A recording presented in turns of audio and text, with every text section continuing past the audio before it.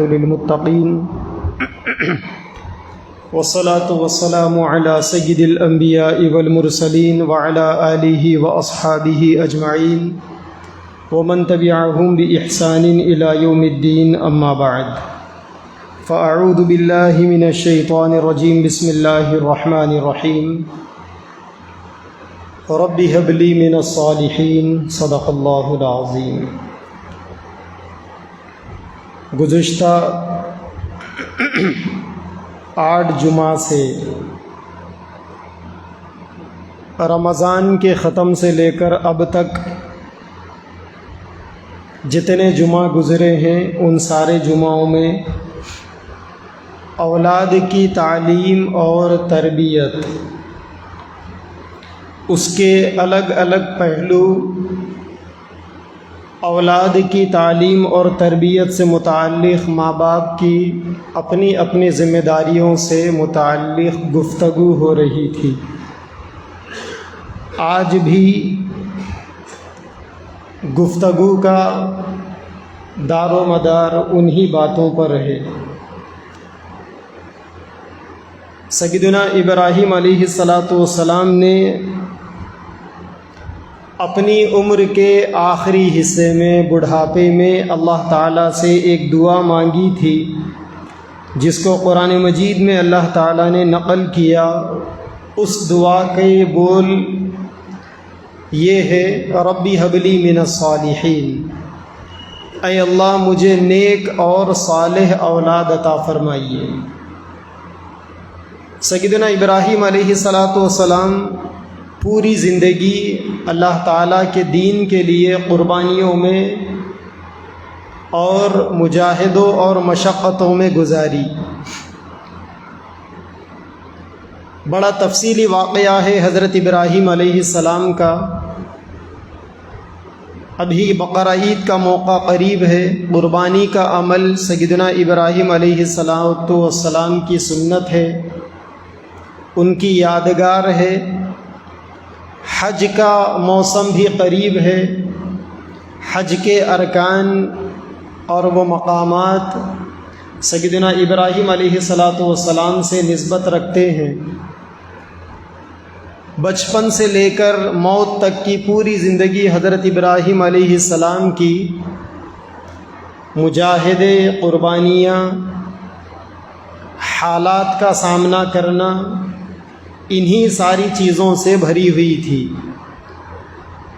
چونکہ ابراہیم علیہ السلام نے اللہ کے دین کے لیے اپنوں کو چھوڑا تھا، اپنوں کی قربانیاں دینی پڑی اور اپنوں کی جانب سے حضرت کو بہت زیادہ ستایا گیا۔ اخیر عمر میں پہنچ کر اکیلے ہو گئے تھے،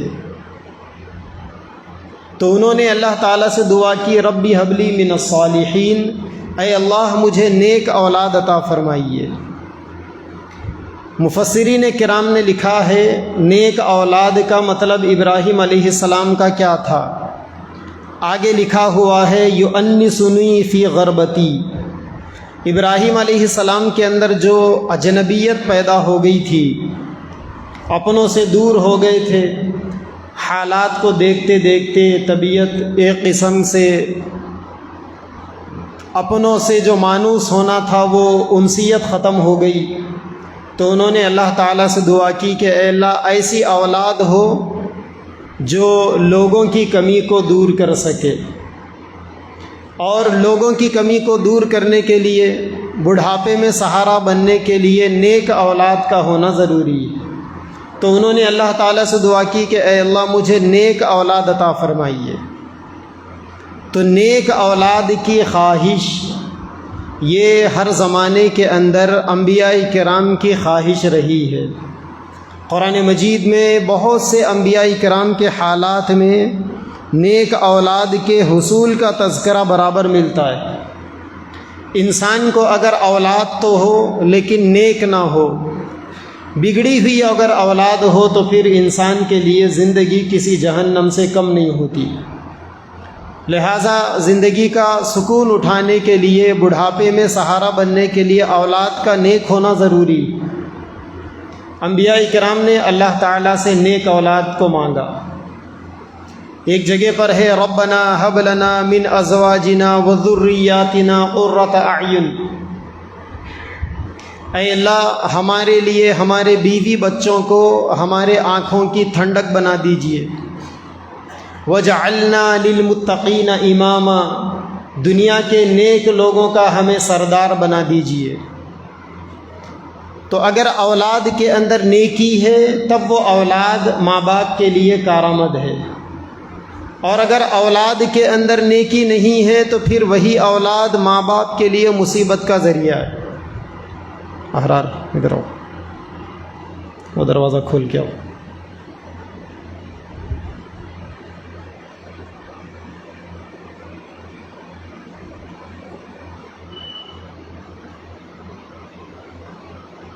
تو ماں باپ کو راحت پہنچانے کے لیے اولاد کی نیکی بڑی معنی رکھتی ہے، اسی لیے انبیاء کرام نے اللہ تعالیٰ سے نیک اولاد مانگی۔ ماں باپ کو اس بات کی فکر کرنی چاہیے کہ ہماری اولاد کیسے نیک بنے۔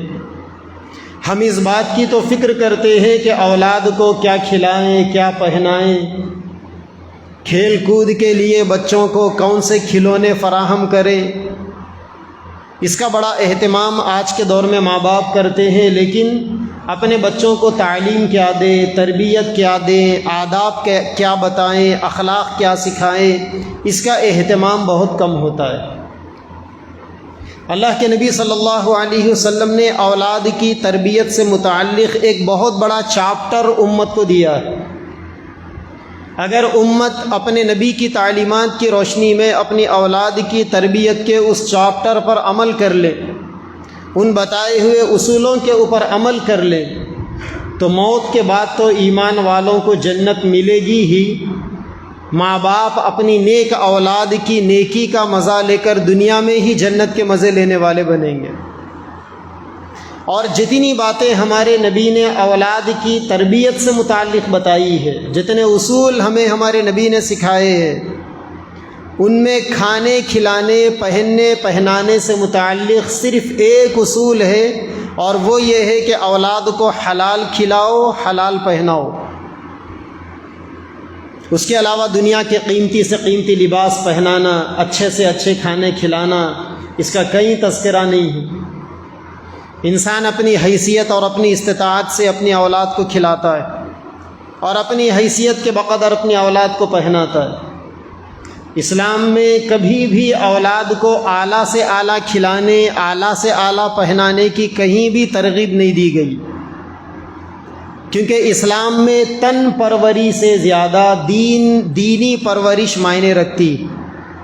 بچوں کے جسموں کو پالنے سے زیادہ بچوں کے اخلاق کو سنوارنا یہ اسلام میں زیادہ معتبر مانا جاتا ہے۔ آپ اپنے بچوں کو کیا تعلیم دے رہے ہیں، کیا اخلاق سکھا رہے ہیں، یہ چیزیں اسلام میں زیادہ دیکھی جاتی ہیں۔ بقیہ یہ ہے کہ آپ جو کچھ بھی کھلاتے ہیں وہ تو گندگی بن کر دنیا ہی میں ضائع ہو جاتی ہے۔ انسان اپنے جسم کو کتنا بھی کیوں نہ سنوارے، یہ جسم ایک دن قبر میں کیڑوں کی غذا بن کر رہے گا۔ انسان دنیا کے اندر کتنا ہی اعلیٰ سے اعلیٰ لباس کیوں نہ پہنے اور اپنی اولاد کو کیوں نہ پہنائے، یہ لباس ایک دن پھٹ جائے گا، اس کی حیثیت ختم ہو جائے گی۔ لیکن جن ماں باپ نے اپنی اولاد کو اچھی تعلیم دی، اچھی تربیت دی، تو اولاد کی تعلیم، ان کی تربیت، ان کی نیکی یہ کبھی ختم نہ ہونے والی چیزیں۔ دنیا ختم ہو جائے گی، انسان ختم ہو جائے گا، لیکن اس کی نیکی، اس کے اخلاق، اس کے آداب، اس کا کردار، اس کی قابلیت، اس کے ان منٹ نقوش دنیا سے جانے کے بعد بھی بہت دیر تک رہتے ہیں۔ اسی لیے ماں باپ کی پہلی ذمہ داری یہ ہے کہ وہ اپنے اولاد کو گن سکھائیں۔ 1959 کے اندر، 1959 کے اندر یونائٹڈ نیشن کا ایک چاپٹر، ایک قرارداد یونائٹڈ نیشن کی منظور ہوئی تھی، جس کے اندر کہا گیا تھا کہ بچوں کو بنیادی تعلیم دینا یہ ان کا بیسک رائٹ ہے۔ ہر بچے کو بنیادی تعلیم ملنی چاہیے۔ یہ یونائٹڈ نیشن نے 1959 کے اندر اس بات کا اعتراف کیا، لیکن اللہ کے نبی صلی اللہ علیہ وسلم نے آج سے 1450 سال پہلے ہمیں بتا دیا کہ ماں کی گود بچے کا پہلا مدرسہ ہوا کرتی، ماں کی گود بچے کا پہلا اسکول ہے، بچہ سب سے پہلے اپنی ماں کی گود سے سیکھتا ہے۔ اور یوں بھی فرمایا اطلب العلم من المہد الی اللحد، انسان ماں کی گود سے لے کر قبر تک سیکھتا رہتا ہے، پیدائش سے لے کر قبر کے گڑھے میں جانے تک انسان سیکھتا رہتا ہے۔ ماہرین نفسیات نے لکھا ہے کہ بچہ پیدا ہونے کے تیسرے دن سے چیزوں کو آبزرو کرنا شروع کرتا ہے، چیزوں پر غور کرنا شروع کرتا ہے۔ ہم یہ سمجھتے ہیں کہ بچہ ابھی چھوٹا ہے، ناسمجھ ہے، ابھی بولتا نہیں، صحیح اس کی آنکھیں جمی نہیں، ہم تو یہ اندازے لگاتے ہیں، لیکن جو ماہرین نفسیات ہے ان کا یہ تجربہ ہے کہ بچہ پیدا ہونے کے صرف 3 دن کے بعد سے ہی سیکھنا شروع کر دیتا ہے۔ 3 دن کے بعد سے ہی بچہ لوگوں کو پہچاننا شروع کرتا ہے، وہ اپنے ماں باپ کو بھی پہچانتا ہے، اپنے رشتہ داروں کو بھی پہچانتا ہے، جو بار بار اس کے قریب آتے ہیں ان کو پہچانتا ہے۔ اسی لیے چھوٹے بچوں کو دیکھیں آپ کہ اگر کوئی نیا آدمی بچوں کو گود میں لے لے، بچے پہلے اس کو گھوریں گے، اس کے بعد رونا شروع کریں گے۔ بچہ گھور کر اپنے دماغ میں سامنے والے کی صورت کو اسکین کرتا ہے کہ میرے اسکینر میں یہ چہرہ پہلے سے موجود ہے یا نہیں۔ جب تھوڑا سا بچہ چند سیکنڈ گھور لیتا ہے، اس کو سمجھ میں آ جاتا ہے کہ میری اسکیننگ میں، میری میموری میں یہ چہرہ محفوظ نہیں ہے، تو یہ ایک نیا چہرہ ہے، اس کے بعد وہ رونا شروع کر دیتا ہے۔ فطری بات ہے بچوں کی۔ چھوٹے چھوٹے معصوم بچوں کو آپ دیکھیں، جب ماں باپ ان کو گود میں لیتے ہیں یا کوئی رشتہ دار گود میں لیتے ہیں تو بچے ان کے چہروں کو ہاتھ لگاتے ہیں۔ سر کے اوپر اگر بال ہو تو بچے بالوں کو کھینچتے ہیں، چہرے کے اوپر اگر چشمہ ہو تو بچہ اس کو بھی کھینچنے کی کوشش کرتا ہے۔ اس کے اندر سمجھ آ گئی، کسی چیز کو لینے کا مادہ اس کے اندر پیدا ہو گیا، اس لیے معصوم بچہ ہے، لیکن یہ ساری حرکتیں وہ کرتا رہتا ہے، اس کے اندر وہ کمال پیدا ہو گیا، وہ چیزیں آ گئی اس کے اندر۔ تو بچہ بچپن سے ہی پہچانتا ہے، سیکھتا ہے، سمجھتا ہے۔ اسی لیے اگر بچے کے سامنے، چھوٹا بچہ ہے، اس کے سامنے اگر آپ محبت کے بول بولیں گے تو بچہ اس کو بھی سمجھ لیتا ہے، اگر اس کے سامنے آپ نفرت کے بول بولیں گے تو بچہ اس کو بھی سمجھ لیتا ہے۔ یعنی اللہ تعالیٰ سے لرننگ کیپیسٹی بچوں کے اندر بچپن سے ہی ڈال دیتے ہیں، سیکھنے کی صلاحیت بچوں کے اندر بہت کم عمر سے ہی پیدا ہو جاتی۔ اسی لیے ماں باپ کو چاہیے کہ وہ بچپن سے ہی بچوں کی تعلیم اور بچوں کی تربیت کا اہتمام کرے۔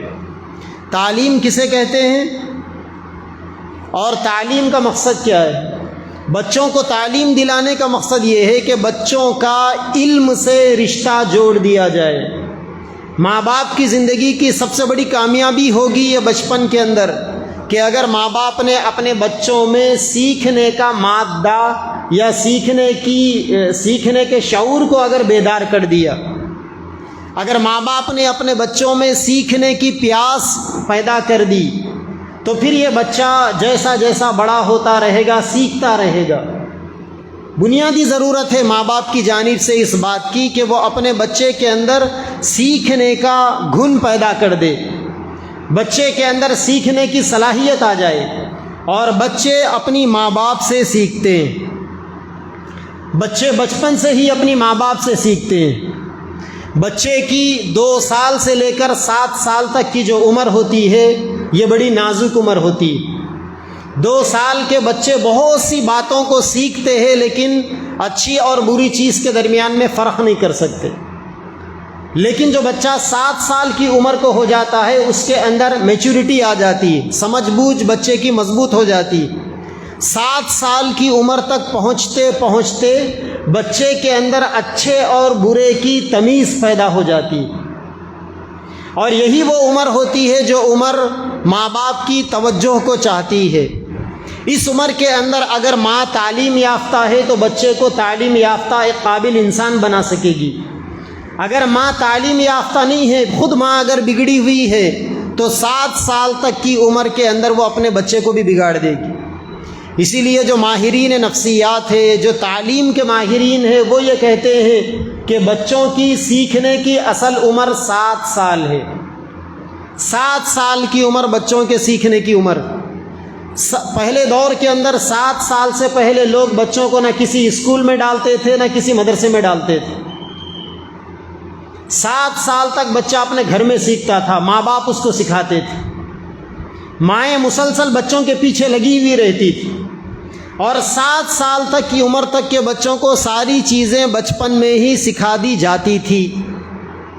آج کے اس دور کی سب سے بڑی خرابی یہ ہے، ہمارے بچوں کے سلسلے میں ہماری جانب سے ہونے والی کوتاہی یہ ہے کہ آج کا معاشرہ، آج کی سوسائٹی ارلی لرننگ کے فتنے کا شکار ہے۔ یہ ارلی لرننگ کا فتنہ کیا ہے؟ ارلی لرننگ کا فتنہ یہ ہے کہ بچے کو ہم اس عمر میں بچپن میں اسکول بھیج دیتے ہیں جو عمر بچے کے خاندانی لوگوں کی، ماں باپ کی پیار و محبت کی پیاسی ہوتی ہے۔ بچہ 2 سال کی عمر کے اندر ماں باپ کی محبتوں کا پیاسا ہوتا ہے۔ بچہ 3-4 سال کی عمر کے اندر اپنے رشتہ داروں کی سرپرستی کا پیاسا ہوتا ہے۔ اس عمر کے اندر ہم بچوں کو ماؤں کی گودوں سے چھین کر لے جا کر اسکولوں میں ڈال دیتے ہیں۔ یہ جو ارلی لرننگ کا جو کلچر ہے نا کہ بچہ پیدا ہوتے ہی اسکول کو بھیجو، نئی تعلیم یافتہ دنیا کہی جانے والی دنیا کے اندر یہ رواج ہے کہ بعض اسکول تو ایسے ہیں جہاں بچے پیدا ہونے سے پہلے بچوں کا وہاں ایڈمیشن ہو جاتا ہے، رجسٹریشن ہو جاتا ہے۔ یہ کیا مصیبت ہے؟ یہ کوئی تعلیم ہے؟ تعلیم کے نام پر بچوں کے بچپن کے ساتھ کھلواڑ ہے۔ بچہ 2 سال کا ہے، بچہ 3 سال کا ہے، بچہ 4 سال کا ہے، لے جا کر آپ اس کو 0 کلاس میں ایڈمیشن کرا دیے، نرسری میں ایڈمیشن کرا دیے۔ اب بچہ وہاں پر پڑا ہوا ہے، بچے کے کھیلنے کی عمر ہے، وہ ماں کے گود کے اندر اس کے کھیلنے کی عمر ہے۔ اس عمر کے اندر بچے کو لے جا کر پلے اسکول کے اندر ایڈمیشن کرا دیے۔ اب بچہ وہاں آئمہ ان کے ساتھ میں کھیل رہا ہے، بچہ وہاں اپنے جیسے بچوں کے درمیان میں ان کی حرکتوں کو دیکھ رہا ہے، سیکھ رہا ہے۔ وہاں جو کچھ ہو رہا ہے بچہ ان ساری چیزوں کو ایکسیپٹ کر رہا ہے۔ 7 سال کی عمر سے پہلے تک بچے کے اندر اچھے اور برے، صحیح اور غلط کے درمیان میں تمیز کرنے کا مادہ پیدا نہیں ہوتا۔ لہٰذا 7 سال تک کی عمر وہ ہوتی ہے جس عمر میں بچوں کو گھر میں رکھ کر اچھے اور برے کی تمیز کرائی جانی چاہیے۔ لیکن ہم نے کیا کیا؟ بچے کو 3 سال کی عمر میں اٹھا کے اسکول میں ڈال دیے، بچے کو 4 سال کی عمر میں اٹھا کے اسکول میں ڈال دیے۔ اب بچہ جا کر وہاں پر کیا سیکھ رہا ہے، کیا لے کر آ رہا ہے، اللہ ہی بہتر جانے۔ اسی لیے مشنریز اسکول نے سب سے بڑا ٹارگٹ قوموں کو بدلنے کے لیے انہوں نے کیا کیا؟ سب سے بڑا ٹارگٹ قوموں کے معصوم بچوں کو بنایا۔ آج کے جو معصوم بچے، کل کا یہ انہی کے عزائم میں استعمال ہونے والا ایک مضبوط ہتھیار۔ آپ کو معلوم ہے کہ جب ہمارا یہ ملک آزاد ہوا، اس ملک کی آزادی کے موقع پر کچھ لوگوں نے اسی وقت اس ملک کو ہندو راشٹر بنانے کا نعرہ لگایا تھا، لیکن اس وقت وہ اپنے عزائم کے اندر ناکام ہوئے، کیونکہ ان کی سب سے بڑی رکاوٹ کون تھی؟ ان کی سب سے بڑی رکاوٹ اس ملک کے اندر رہنے والی نچلی ذات کے لوگ تھے، جنہیں آپ دلت کہتے ہیں یا SC STs کہتے ہیں۔ 75 سال 80 سال پہلے جب ملک کو ہندو راشٹر بنانے کا نعرہ لگا تو اس وقت ہندو راشٹر بنانے کے راستے میں سب سے بڑی رکاوٹ یہ نچلی ذات کے لوگ تھے، سکھ برادری کے لوگ تھے، SC STs کے لوگ تھے۔ لیکن 1949 کے اندر جو RSS کا بانی ہے ہڈگیوار، اس نے UP کے اندر ایک ایکھالیہ ودیالیہ پرشد کے نام سے ایک اسکول قائم کیا۔ اس کے بعد پورے ملک کے اندر شیشو مندر اسکولوں کا جال بچھایا گیا، اور اس نے اس اسکول کے قیام کے موقع پر یہ اعلان کیا کہ دلتوں کے، نچلی ذات کے بچوں کو اپنے اسکول میں ایڈمیشن کراؤ اور یہیں سے ان بچوں کی ذہن سازی کرو۔ ایک دن ایسا آئے گا کہ ہندو راشٹر کے لیے آج ان کے ماں باپ ہمارے لیے رکاوٹ ہے، لیکن ایک دن ایسا آئے گا کہ ہندو راشٹر کی سب سے بڑی وکالت کرنے والے یہ بچے ہوں گے۔ چنانچہ ملک کی آزادی کے 70-75 سالوں کے اندر آپ دیکھیں گے دلت قوم جو کبھی RSS کی آئیڈیالوجی کو قبول نہیں کر سکتی، آج انہی میں سے بڑے بڑے لیڈر آ کر اس کی آئیڈیالوجی کی وکالت کر رہے ہیں۔ ان کے دماغوں کو کیسا قبضہ کیا گیا، کیسے ان کے دماغوں کو پلٹایا گیا، وہی اسکولنگ کے نظام کے ذریعے سے، وہی تعلیم کے نظام کے ذریعے سے۔ جن کے ماں باپ جن کے دشمن تھے، انہی کی اولاد انہی کی پیروکار بن گئی اور انہی کے نظریات اور انہی کے افکار کو قبول کرنے والی بن گئی۔ تو تعلیمی نظام اتنے معنی، اتنی اہمیت رکھتا ہے۔ تو بنیادی طور پر پہلے کیا ہوتا تھا، تعلیم بچپن سے بچوں کو گھر میں ملتی تھی۔ 7 سال تک ماں باپ اپنے لخت جگر کو، اپنے نور نظر کو، اپنے آنکھوں کی تاروں کو، اپنی اولاد کو اپنی آنکھوں سے دور نہیں کرتے تھے۔ 7 سال کی عمر کے بعد پھر بچوں کو لے جا کر مکتب میں یا اسکول میں ان کا ایڈمیشن کروایا جاتا تھا۔ لیکن آج کل کیا ہوا، ہم نے چھوٹے معصوم بچوں کو اٹھا کر وہاں ڈال دیا جہاں ڈالنا ہمارے لیے ضروری نہیں تھا۔ وہ بچوں کی عمر وہ عمر تھی جس عمر کے اندر ہم بچوں کے دلوں کے اندر اللہ کی محبت پیدا کرتے۔ بچے عمر کے اس مرحلے کے اندر تھے کہ جس مرحلے کے اندر بچوں کو انفارمل ایجوکیشن کی ضرورت تھی۔ انفارمل ایجوکیشن کیا ہے؟ غیر رسمی تعلیم جو بچہ گھر میں حاصل کرتا ہے۔ ہر پیدا ہونے والا بچہ بچپن سے اپنے ماں باپ سے سیکھتا رہتا ہے۔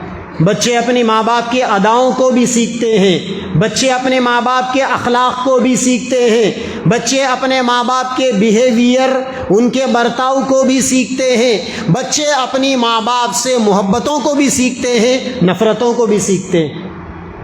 آپ کے گھر کے اندر مہمان آ گئے، مہمانوں کے ساتھ میں آپ کا کیا برتاؤ ہے، آپ کے گھر کے معصوم بچے آپ کو دیکھ کر وہ مسلسل سیکھ رہے ہیں۔ آپ مہمانوں کو ناک چڑھا کر بات کرتے ہیں یا مسکراتے چہرے کے ساتھ بات کرتے ہیں، بچہ آپ کا سیکھ رہا ہے ساری باتیں۔ یہ نہ سمجھیں کہ بچے چھوٹے ہیں وہ کچھ نہیں جانتے۔ آپ مہمانوں کو اندر بلا کر چائے پانی پلاتے ہیں یا دروازے میں سے ہی خیر خیریت پوچھ کر چھٹی کر دیتے ہیں، ساری چیزیں آپ کا بچہ سیکھ رہا ہے۔ آپ گھر کے اندر صبح سے شام تک کیا کر رہے ہیں، آپ کا بچہ سیکھ رہا ہے۔ بچوں کی یہ عمر 7 سال تک کی عمر انفارمل ایجوکیشن کی عمر تھی، یہ غیر رسمی تعلیم کی عمر تھی جو بچے اپنی ماں باپ سے سیکھتے تھے۔ لیکن ہم نے کیا کیا، بچوں کو ہم نے گھروں کے اندر غیر رسمی تعلیم کچھ نہیں دیا، انفارمل ایجوکیشن ہم نے بچوں کو کچھ نہیں دیا، بس بچوں کو اٹھا کر لے جا کر وہاں ڈال دیا۔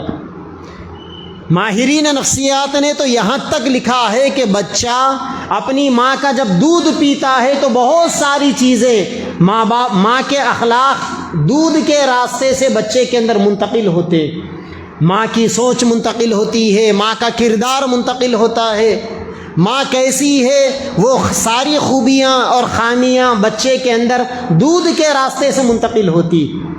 لیکن ہم نے بچوں کی اس عمر کو لائٹ لے لیا، غنیمت نہیں جانا، ہم نے اس عمر کا کوئی پاس و لحاظ نہیں کیا، ہم نے کبھی یہ سوچا ہی نہیں کہ بچوں کی عمر، یہ عمر بچوں کی کچھ سکھانے کی۔ اسی لیے تعلیم یافتہ قوموں کے اندر باضابطہ شادی سے پہلے عورتوں کو ٹرین کیا جاتا ہے کہ ایک ماں کا کیا رول ہوتا ہے۔ اسرائیل کا نام سنا آپ نے؟ اسرائیل کے اندر کوئی عورت جب حاملہ ہوتی ہے تو حمل ہونے کے بعد سے ہی اس عورت کو ماں کے کیا کیا اصول ہے، ماں کی کیا ذمہ داریاں ہیں، ماں کی کیا رسپانسبلٹیز ہے، وہ ساری چیزیں سکھائی جاتی۔ اور عورت جو اپنی حمل کے 9 مہینے کا جو دور گزارتی ہے، باضابطہ ان 9 مہینے کے اندر عورتوں کو، حاملہ عورتوں کو ایک ڈائٹ مینٹین کروایا جاتا ہے، ایسی غذائیں دی جاتی ہے کہ جن غذاؤں کا اثر پیٹ کے اندر پرورش پانے والے بچے کے اوپر پڑتا ہے۔ یہی وجہ ہے کہ آج تک جتنے ماہرین نے نوبل انعام حاصل کیا، چاہے وہ سائنس کے میدان میں، چاہے تعلیم کے میدان میں، چاہے میڈیکل کے میدان میں، یا جتنے بھی میدان آپ لے لیجئے، جو بھی زندگی گزارنے کے طور طریقے ہیں، ان سارے میدانوں کے اندر سب سے زیادہ نوبل پرائز حاصل کرنے والے آپ کو یہودی ملیں گے۔ دنیا کا اعلیٰ سے اعلیٰ دماغ آپ کو یہودیوں میں ملے گا۔ کیوں؟ کیونکہ ان کے پاس جب بچہ ماں کی پیٹ میں آ جاتا ہے اور یہ 9 مہینے اپنی ماں کے پیٹ کے اندر گزارتا ہے تو وہ ماؤں کو ایسی غذائیں دیتے ہیں کہ جن غذاؤں سے بچے کے دماغی صحت مضبوط ہوتی۔ حاملہ عورتوں کو وہ لوگ باضابطہ دودھ پلاتے ہیں، شہد کا استعمال کرواتے ہیں، انہیں بادام کا استعمال کروایا جاتا ہے، انہیں کھجور کھلایا جاتا ہے۔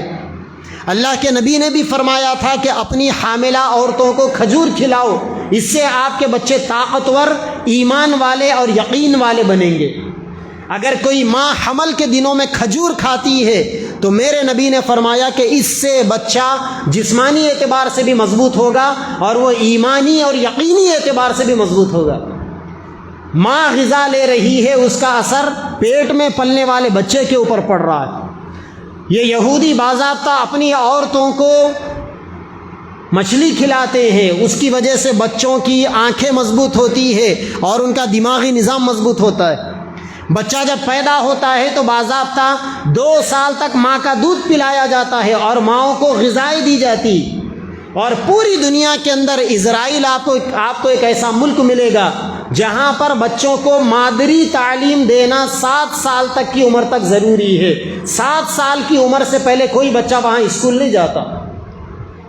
تو اللہ کے نبی نے فرمایا تھا کہ ماں کی گود بچے کا پہلا مدرسہ ہے۔ اللہ کے نبی نے فرمایا تھا کہ علم حاصل کرو ماں کی گود سے قبر میں جانے تک۔ ہم نے ماں کی گود سے بچوں کو چھینا اور اٹھا کر بچوں کو کانوینٹ اسکولوں کے حوالے کر دیا۔ جو تربیت، جو تعلیم بچوں کو یہاں ملنی تھی ہم نے اٹھا کر وہاں ڈال دیا۔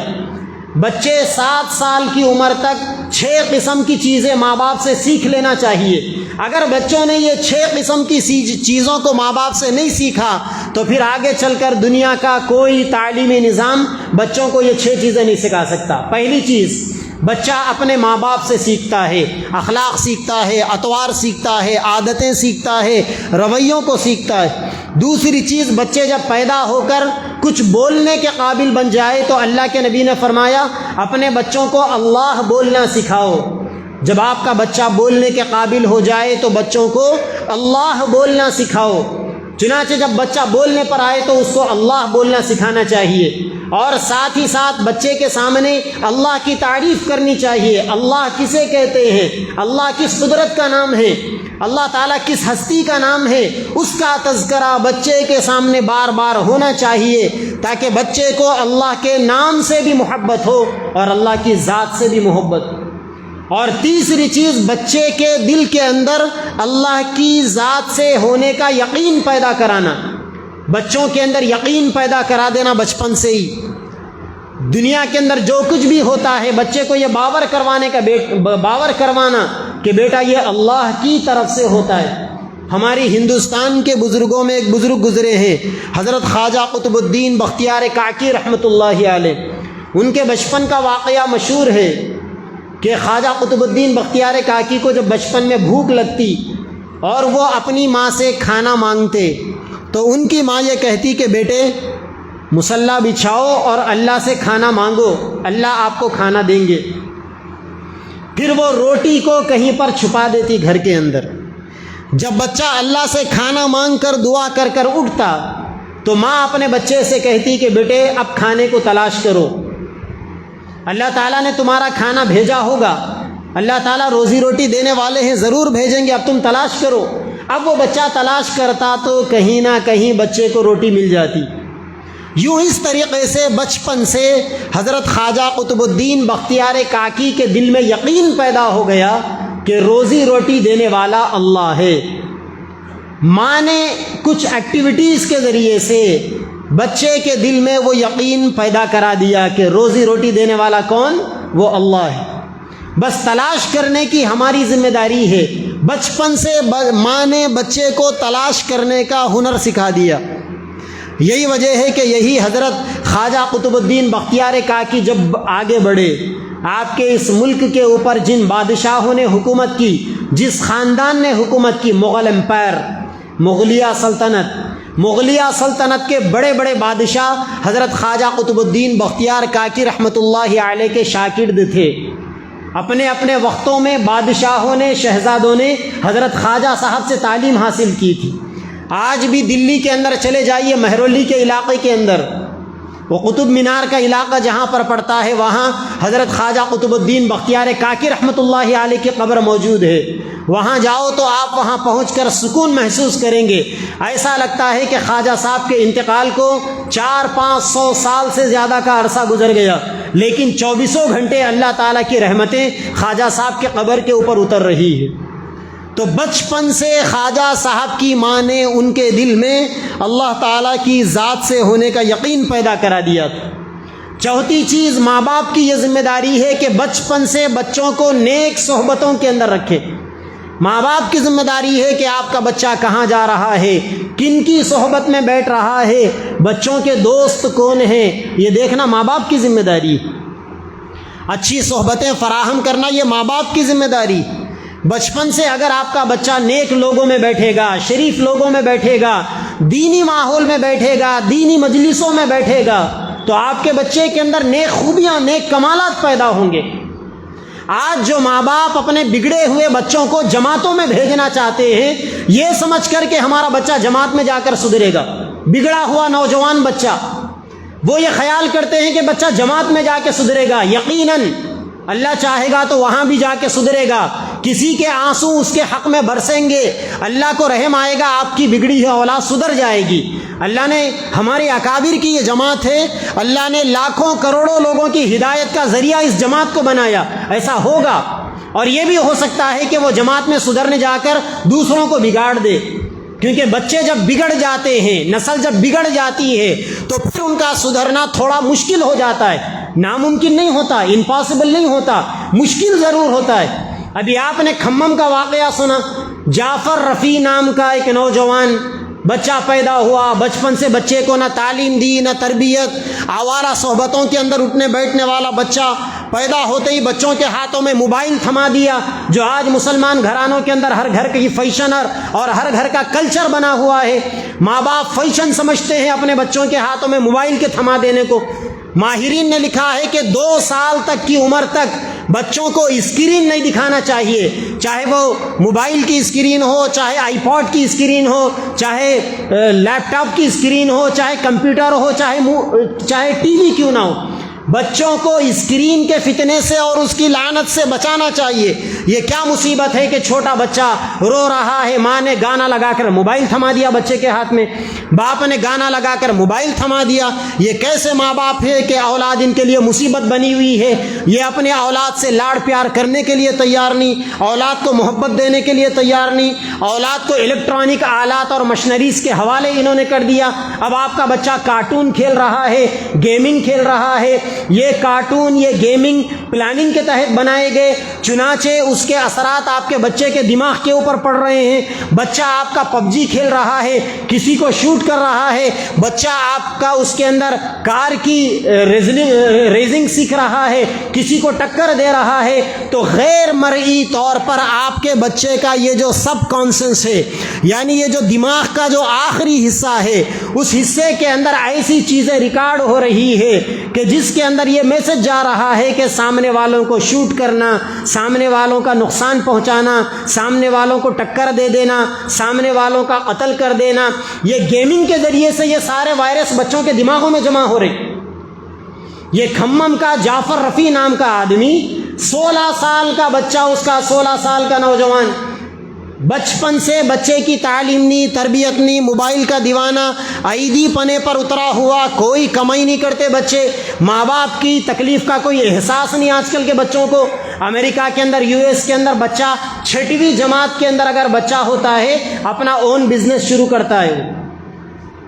8 سال 10 سال کی عمر کے بچے اپنا کاروبار شروع کر دیتے ہیں وہاں پر۔ ظاہر بات ہے کہ 8 سال 10 سال میں بچہ کوئی ماہر بزنس مین اور کامیاب تاجر نہیں بنتا، لیکن ٹھوکریں کھاتے کھاتے عمر کے 20-25 سال تک پہنچتے پہنچتے وہ ایک کامیاب ٹریڈر بن جاتا ہے، کامیاب بزنس مین بن جاتا ہے۔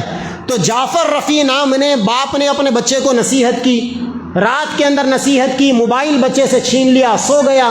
رات کے اندر بچے نے ایک بڑا پتھر ڈال کر اپنے باپ کو ختم کر دیا۔ 16 سال کا بچہ، جس بچے کو آپ نے تربیت نہیں دی، وہ بچہ باپ کی مسلمان گھرانے میں پیدا ہونے والا بچہ، یہ وہی بچہ تھا جس کے کان میں اذان دی گئی تھی۔ اسی لیے اپنے بچوں کے بگڑنے تک انتظار کیوں کرتے ہو؟ بچپن میں بچوں کو صحبت دے دو۔ جن جماعتوں میں بگڑے ہوئے نوجوان بچوں کو بھیجنا چاہتے ہو، بچہ معصوم ہے، مسجد کے ماحول میں لاؤ، تعلیم میں بٹھاؤ، گشتوں میں کی یہ بھی ذمہ داری ہے کہ بچوں کے لیے اچھا ماحول فراہم کرنا۔ آج کل ہم کیا کرتے ہیں، بچے ہاتھ کو آ گئے، بس بچہ کہاں جا رہا ہے کوئی پرواہ نہیں۔ گرما کی پوری 1.5-2 مہینے کی تعطیلات نانی کے گھر میں، دادی کے گھر میں، رشتہ داروں کے گھر میں۔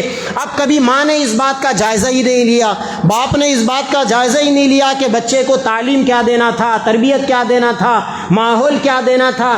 چھٹیوں میں جا کر ہماری بچیوں کو کیا ماحول ملا، بچوں کو کیا ماحول ملا، اس کا کوئی احساس ماں باپ کو نہیں۔ چھٹیوں کو غنیمت جان کر بچوں کو صحیح ماحول کے اندر لگانا، اس کا کوئی احساس ماں باپ کے اندر نہیں۔ کیا اچھا ہوتا کہ گھروں کے اندر دینی تعلیم ہوتی۔ اللہ تعالی ہمارے اکابر کو جزائے خیر دے۔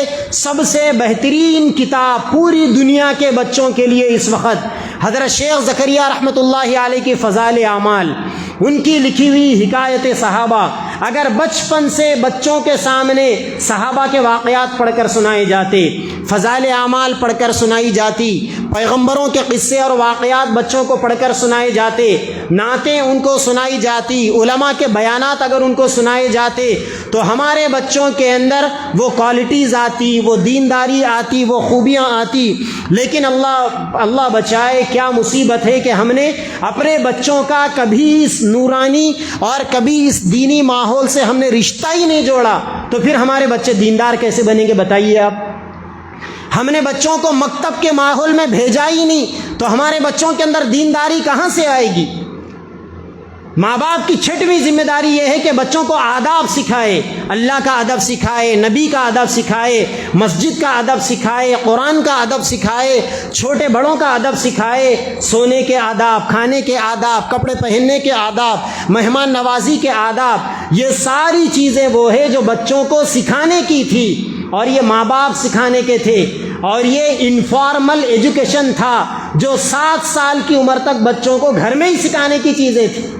لیکن یہ ساری چیزیں وہ ہے جو آج ہمارا بچہ گھروں سے باہر نکل کر بچپن تو بچپن، 7 سال کی عمر تو 7 سال، بڑے بڑھاپے کی عمر کے اندر بھی جا کر آج کوئی مسلمان کو یہ چیزیں سیکھنا نصیب نہیں۔ اسی لیے ہماری یہ ضرورت ہے، ہمیں یہ فکر کرنا چاہیے کہ ہم بچپن سے اپنے بچوں کی تعلیم، بچے پیدا کر لینا بہت آسان ہے، صدیوں سے جانور یہ کام کر رہے ہیں، لیکن بچوں کی تعلیم، بچوں کی تربیت، بچوں کو ادب سکھانا، اخلاق سکھانا، یہ ایک فن ہے۔ ہر ماں باپ کو یہ فن نہیں آتا۔ چنانچہ میرے استاد محترم، ہمارے پیر و مرشد حضرت جی مولانا پیر ذوالفقار صاحب دامت برکاتہم نے ایک واقعہ سنایا۔ امریکہ کی کسی ریاست کے اندر حضرت بیان کرنے کے لیے گئے، تو وہاں ایک بڑے دیندار سمجھے جانے والے، ایک خوبصورت چہرہ، نورانی چہرہ، ٹوپی والے، داڑھی والے بوڑھے آدمی آئے، آ کر حضرت کے سامنے پھوٹ پھوٹ کر رونے لگے۔ انہوں نے پوچھا کہ بھائی رونے کی وجہ کیا ہے؟ تو کہنے لگے کہ میں میری بیٹی کو عالمہ بنانے کے لیے دینی مدرسے میں داخلہ کروایا۔ ہمارے گھر میں بچپن سے دینی ماحول تھا، وہاں استادی ماں نے میری بیٹی کو تنہائی میں بٹھا کر پوچھا کہ بیٹے تم کیا بننا چاہتے ہو؟ تو اس نے کہا کہ میں عالمہ بننے کے لیے آئی ہوں، میں حافظ قرآن بننے کے لیے آئی ہوں۔ بعد میں استادی ماں نے تھوڑا سا بچی سے دوستی کی، گھل مل گئی، اور بچی کے قریب میں جا کر اس کے دل میں جگہ بنا کر سوال کیا کہ صحیح بتاؤ تم کیا بننا چاہتے ہو؟ تو بچی کہنے لگی کہ میری خواہش ہے کہ میں ہالی ووڈ کی ہیرونی بنوں۔ تو جب استادی ماں نے ان کے والد سے رابطہ قائم کیا کہ آپ دیندار ہے، آپ کا گھرانہ دیندار ہے، اور آپ کی بچی کا حال یہ ہے، کیا وجہ ہے؟ جب انہوں نے تحقیق کی تو پتہ چلا کہ گھرانہ تو دیندار تھا، تعلیم، تربیت سب دیندار تھی، لیکن بچی جب بھی نانیال میں جاتی تھی اور اس کی خلیری ممیری بہنوں کے ساتھ میں اٹھنا بیٹھنا ہوتا تھا، وہ سارے ماڈرن قسم کے ہالی ووڈ کے گانے سننے والے، موویوں کے دیکھنے والے، اس قسم کی بچیوں میں اس کا گزر بسر چھٹیوں کے اندر ہوتا تھا۔ تو یہ دیندار گھرانے کی بچی کے اندر بھی خواہش کیا آ گئی؟ زبان پر تو ہے کہ میں عالمہ بنوں گی، حافظ قرآن بنوں گی، اور دل کے اندر خواہش چھپی ہوئی ہے کہ میں ہالی ووڈ کی ہیروئن بنوں گی۔ اسی لیے ماں باپ کو سنجیدگی سے اپنی اولاد کی فکر کرنے کی ضرورت ہے، اپنی اولاد کی تعلیم اور تربیت کے سلسلے میں سنجیدہ بننے کی ضرورت ہے۔ ماں باپ ہونے کا مطلب یہ نہیں ہے کہ بچوں کو اچھے کپڑے پہناؤ، اچھا کھانا کھلاؤ، یہ سب تن پروری ہے۔ جسم کی نمائش کرنا اسلام میں ضروری نہیں ہے، بچوں کی دینی پرورش کرنا یہ بنیادی ذمہ داری ہے۔ اللہ تبارک و تعالی ہم سب کو سمجھ عطا فرمائے۔ آپ کے انشاءاللہ ہر مسجد کے اندر مکتب شروع ہونے جا رہا ہے۔ آپ جس محلے سے تعلق رکھتے ہو، اگر آپ کے بچے اور بچیاں 10-12 سال کی عمر سے کم ہیں، جائیے مسجد کے امام صاحب سے ملیے، باضابطہ مکتب کے اندر داخلہ دلائیے، اور ابھی سے اپنے چھوٹے بچوں کو دینی ماحول فراہم کرنے کے اندر کوشش کیجیے، جستجو کیجیے۔ فتنوں والا زمانہ ہے، اور اپنے اولاد کے دین و ایمان کی حفاظت کے لیے، ان کے عقائد کے تحفظ کے لیے اللہ تعالیٰ سے دعائیں بھی کرتے رہیے۔ آئندہ آنے والا زمانہ بڑا سنگین زمانہ ہے، ہم تو لے دے کر پھر بھی اپنے ایمان کو بچا چکے، آئندہ فتنے ایسے آئیں گے کہ پھر ہماری نسلوں کے ایمان کا بچانا، اگر ہم بچوں کی ایمانی تربیت نہیں کریں گے، دینی تربیت نہیں کریں گے، تو ہماری نسلوں کے لیے بڑا مشکل ہو جائے گا۔ اللہ تبارک و تعالی ہم سب کو سمجھ عطا فرمائے، اولاد کی قدردانی کی توفیق عطا فرمائے، اور اولاد کی دینی ماحول اور روحانی اور ایمانی ماحول میں تعلیم و تربیت انجام دینے کی توفیق عطا فرمائے۔ وآخر دعوانا ان الحمد للہ رب العالمین۔